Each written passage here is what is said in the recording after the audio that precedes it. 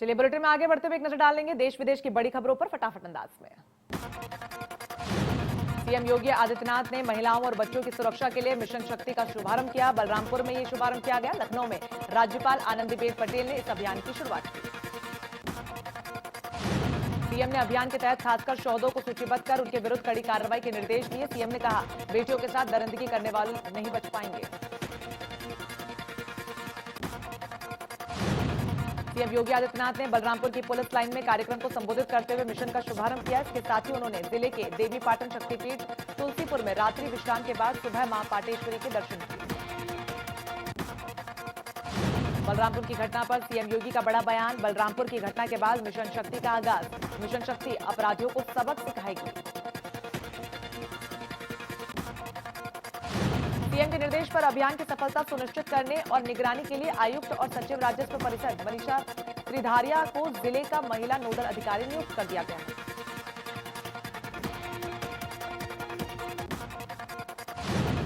बलरामपुर दौरे पर पहुंचे सीएम योगी का आज दूसरा दिन। सीएम योगी ने नवरात्र के पहले दिन शक्तिपीठ देवी पाटन में मां पदेश्वरी की पूजा अर्चना की। इस दौरान गायों को चारा खिलाकर आदर्श गौ सेवा केंद्र का भी शुभारंभ किया। शारदीय नवरात्र की शुरुआत। मंदिरों में पूजा पाठ के लिए लगी भीड़। नवरात्र में देवी पूजन और 9 दिनों का जो व्रत होता है उसका होता है खास महत्व। मंदिरों और घरों में मूर्ति की पूजा स्थापना की जा रही है। इन 9 दिनों में पूरी भक्ति से मां दुर्गा की उपासना की जाएगी। नवरात्र देश के अलग अलग हिस्सों में अलग अलग ढंग से मनाया जाता है। खासतौर पर गुजरात और बंगाल में इसकी अलग ही रौनक देखने को मिलती है।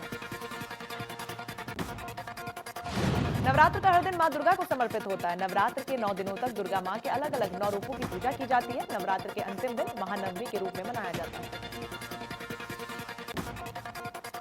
गाजियाबाद के इंद्रापुरम में नवरात्र के पहले दिन मंदिर में श्रद्धालुओं की भारी भीड़ देखने को मिली। धार्मिक दृष्टि से नवरात्र का बहुत महत्व है।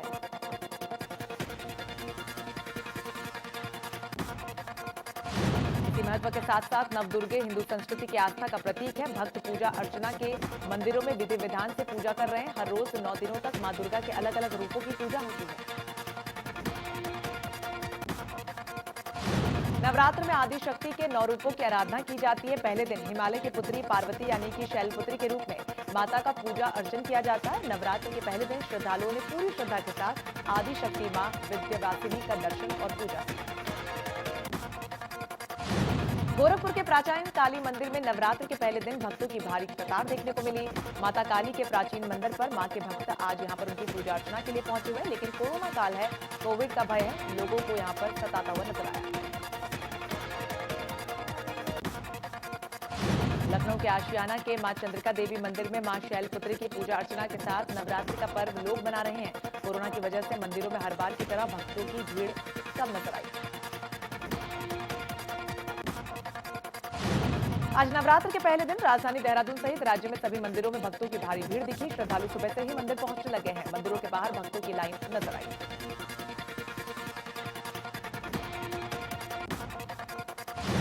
हरिद्वार में शारदीय नवरात्र की धूम शुरू हो गई है। कोरोना का देवी मंदिर में भक्तों की भारी भीड़ देखने को मिली। मान्यता है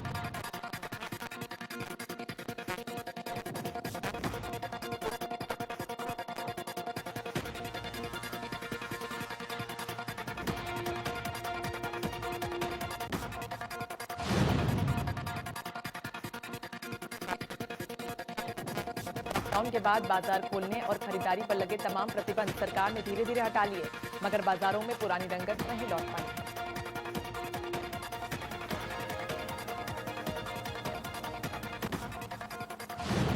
लेकिन शारदीय नवरात्र आने पर अचानक बाजार में पुराना दौर आता हुआ नजर आ रहा है। सुबह से ऋषिकेश के तमाम क्षेत्र में शारदीय नवरात्र की खरीदारी के लिए भारी भीड़ नजर आई। नवरात्र के पावन दिनों में कुमाऊं और गढ़वाल के प्रवेश द्वार रामनगर के प्रसिद्ध गर्जिया देवी मंदिर में श्रद्धालुओं का तांता लगा। कोसी नदी की 2 धाराओं के बीच एक पहाड़ी टीली पर स्थित गर्जिया मंदिर को लेकर स्थानीय जनमानस में गहरी आस्था है। ये मंदिर लाखों भक्तों की आस्था का पवित्र केंद्र होने के साथ ही अपनी भौगोलिक बनावट के चलते कुदरत का अनोखा चमत्कार है। श्रद्धा के इस केंद्र पर कोविड का असर भी नहीं दिखा।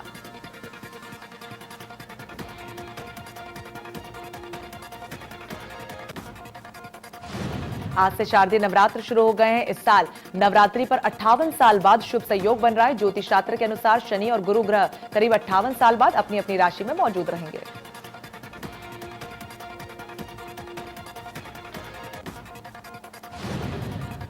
लखनऊ में थाने से नहीं गायब होंगे शिकायती पत्र। फरियादी की शिकायत पर दी जाएगी पर्ची। शिकायत करने वालों को मिलेगी रिसीविंग। अयोध्या में वर्चुअल रामलीला का उद्घाटन आज। पर्यटन व संस्कृति मंत्री नीलकंठ तिवारी करेंगे वर्चुअल रामलीला का उद्घाटन। 17 अक्टूबर से 25 अक्टूबर तक अयोध्या में चलेगी रामलीला। अलीगढ़ से सांसद सतीश गौतम ने कांग्रेस पर सवाल उठाते हुए जमकर निशाना साधा। बीजेपी सांसद ने कहा कि जिन्ना समर्थक को कांग्रेस ने विधानसभा टिकट देकर अपनी मानसिकता का परिचय दे दिया है। फिरोजाबाद में बाइक सवार 3 बदमाशों ने बीजेपी नेता को गोली मार दी। बीजेपी नेता डीके गुप्ता आगरा अस्पताल में भर्ती। गुस्साए लोगों ने टुंडला एटा रोड को किया जाम।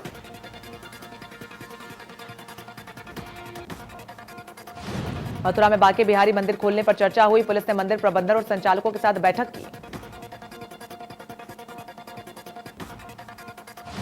बांके बिहारी मंदिर में एक समय में 5 श्रद्धालु ही दर्शन कर पाएंगे। सुबह 4 घंटे और शाम को 4 घंटे खुलेगा मंदिर। एक दिन में करीब 400 लोग कर पाएंगे दर्शन। बाराबंकी में नाबालिग लड़की से दुष्कर्म हत्या के मामले में सरकार की ओर से कैबिनेट मंत्री दारा सिंह चौहान ने पीड़ित परिवार से मुलाकात की। मंत्री ने रानी लक्ष्मीबाई सम्मान योजना के तहत 10 लाख रुपए की राशि देने की घोषणा की। साथ ही जिला प्रशासन को निर्देश दिए कि वो जल्द प्रस्ताव बनाकर भेजे, जिससे भूमिहीन परिवार के लिए जमीन की व्यवस्था की जा सके।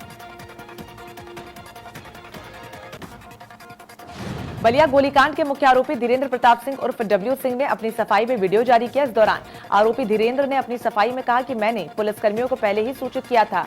मेरी तरफ से 1500 लोग थे तो दूसरे पक्ष की तरफ से 300 लोग थे। धीरेन्द्र ने कहा कि एसडीएम ने कहा था कि जिसकी तरफ से ज्यादा लोग होंगे उन्हीं को कोटा आवंटित किया जाएगा, लेकिन मामला जब बढ़ने लगा तो पुलिस प्रशासन के लोग मौके से भागने लगे। हाथरस कथित गैंगरेप हत्याकांड में एक नई कड़ी सामने आई है। इस पूरे मामले में एक चश्मदीद सामने आया, जिसका कहना है कि घटना के वक्त वो खेत में उसी समय मौजूद था। वहीं चश्मदीद उस खेत का मालिक भी बताया जा रहा है। एसआईटी टीम भी उसका बयान दर्ज कर चुकी है और आज सीबीआई टीम ने घंटों की पूछताछ की।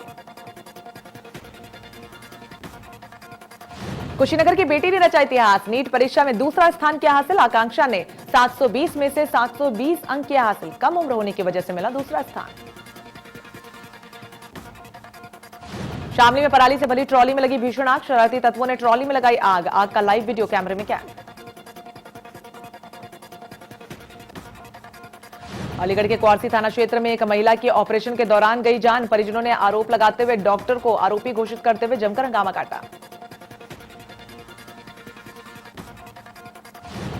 परिजनों का कहना है कि डॉक्टरों ने महिला की इलाज के दौरान आंत निकाल ली और उसे आग से जलाने की कोशिश की। हंगामे की सूचना के बाद मौके पर पहुंची पुलिस ने परिजनों को शांत करवाया और जांच के बाद उचित कार्रवाई का आश्वासन दिया। उन्नाव में गंगा नदी के किनारे हो रही अवैध प्लांटिंग पर जिला प्रशासन ने निर्माण कार्य पर कार्रवाई शुरू की है। तहसील के अधिकारियों ने अवैध निर्माण पर बुलडोजर चलवाकर उसे गिरा दिया। प्रतापगढ़ में पुलिस और बदमाशों में मुठभेड़ हो गई। मुठभेड़ में एक शातिर बदमाश जख्मी हो गया। महिला सिपाही से मोबाइल छीनकर भागने की कोशिश कर रहा था। हाथरस के सादाबाद कोतवाली क्षेत्र के टिकैत गांव में जमीनी विवाद को लेकर 2 भाइयों में झगड़ा हो गया, जिसमें से एक भाई ने दूसरे भाई की पत्नी को फावड़े से काट दिया।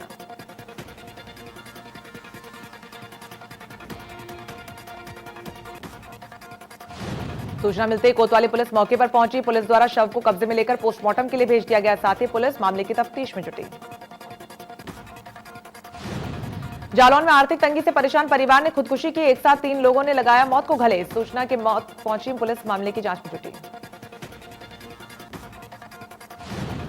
शिक्षिका से 6 लाख की ऑनलाइन ठगी करने वाले 4 विदेशी युवकों को हरदोई पुलिस और लखनऊ एसटीएफ ने गिरफ्तार कर लिया। दिल्ली के तुगलाबाद से पकड़कर शुक्रवार को हरदोई एसटीएफ और पुलिस को बड़ी सफलता हाथ लगी। लंबी पूछताछ में चारों ने अपने जुर्म को कबूल कर लिया। इसके बाद उन्हें जेल भेज दिया गया। बुलंदशहर में 2 युवकों ने मामूली कहासुनी में एक युवक ने दूसरे युवक पर एसिड अटैक किया। एक युवक गंभीर रूप से जख्मी हो गया तो 2 युवक घायल हुए हैं, जिन्हें फिलहाल अस्पताल में भर्ती करवाया गया। बुलंदशहर में होटल में शराब पीते 3 दारोगा कैमरे में कैद हो गए। मीडियाकर्मी को देख दारोगा अपनी गलती मानने लगा। पीलीभीत में नेशनल हाईवे 30 पर भीषण सड़क हादसा, 9 लोगों की मौत। पिकअप वैन ने बस को जोरदार टक्कर मारी। इटावा में तेज रफ्तार का कहर, अनियंत्रित होकर पलटने से बची बस की चपेट में आने से 2 बाइक सवारों की मौत।